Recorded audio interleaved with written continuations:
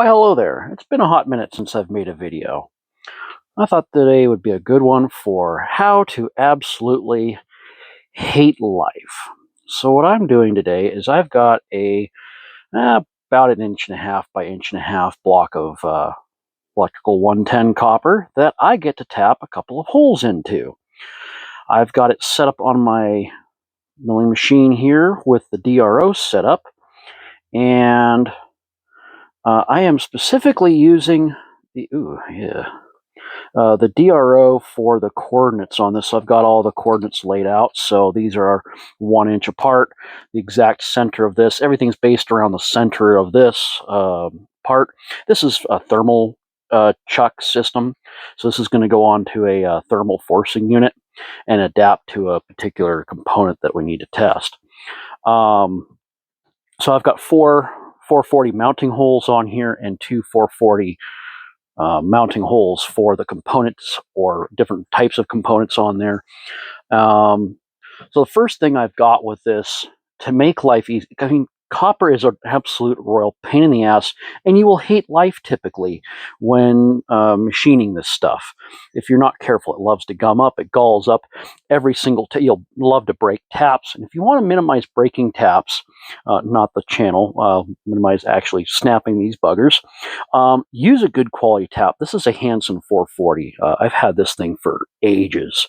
Get something good off of like McMaster or something. Don't use a cheap China tap.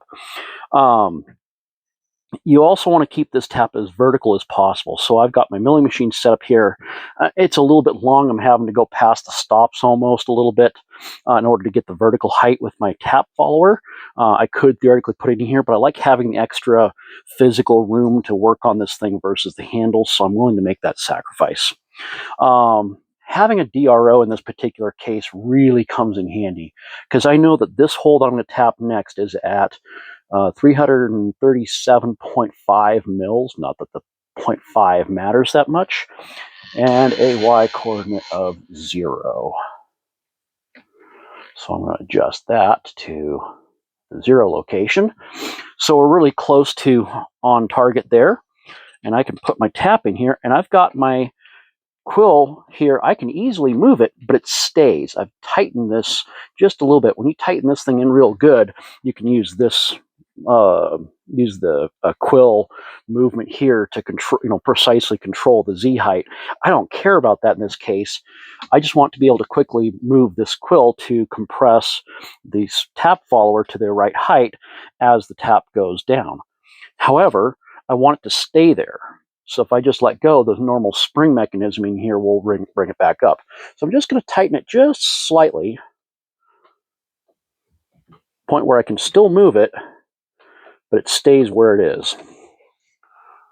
And put tap in place. And since I know this is still in one setup, I know exactly where the holes were. I can easily make this exactly vertical. If you can do that, I highly recommend it. Next thing is some good tapping fluid. I'm using Tap Magic Aluminum, which is great for soft metals. I'm creating an absolute mess today. And as you tap these, it's really important to just go slow. Really feel what the metal is doing. You got to get a feeling for, when it starts to bind up. I'm constantly working back. I can feel it just gripped real good back there. So clear it up real good, then proceed a little bit forward. I'm going half a turn at a time. This is a really slow process. Because copper likes to gum up, it'll gum up inside the flutes of the tap and just make it absolute hell.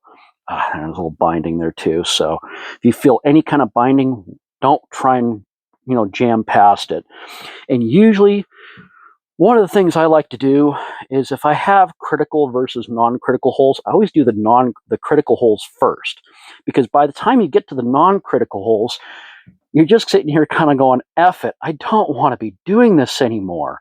I just want to be done. And so you start taking shortcuts where you go too fast. And fast is how you kill a tap in aluminum and copper, especially in copper. You've got to be patient with this. You got to take your time. It's annoying as all high hell. I get it. But I've got 6 holes to tap in this. Thankfully, I don't have to do any of the 256, and it's all the way through, so I actually do want to tap these things all the way to the backside.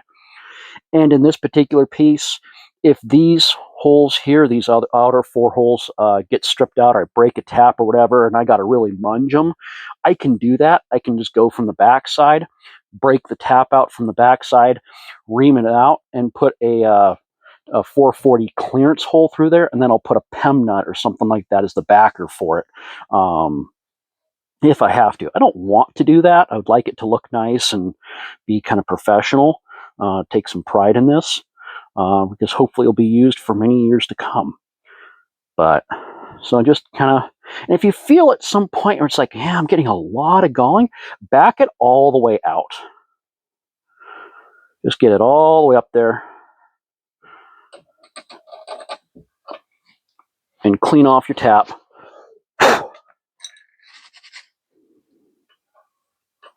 And a little extra fluid there. And start over again.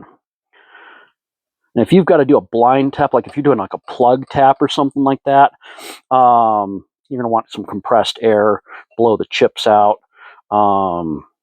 and really, you're really going to need to back it out more often to clear those chips.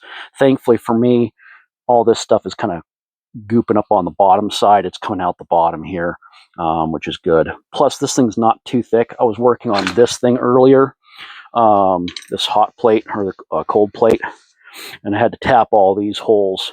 And this thing's a little bit thicker, so the tap was just barely breaking through the back end when it was hitting the top up here. So that made it a little bit more difficult for the breakthrough.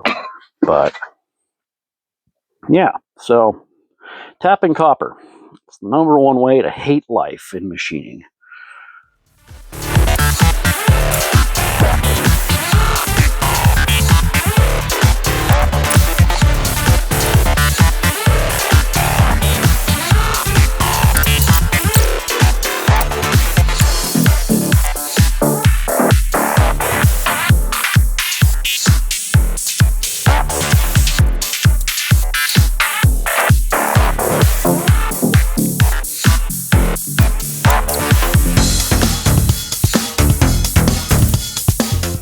There we go. We are through. And even now, I'm going to back this thing out all the way. I'm going to try and not leave it like this, because this is a good way to actually snap the tap as well, is by just having it unsupported as you're pulling it out here. So as you're pulling the tap out, keep some light pressure on it with the tap follower, but give it plenty of room to work. I don't have a good marking on this thing. This is just a cheap tap follower, but a good tap follower maybe might put a mark on there so you know when you're getting close to the compression limit of the tap, or of the follower. But yeah, I don't like that, wobbling around, because when you do this, it wobbles around a lot, and then you're wallering it out. There we go.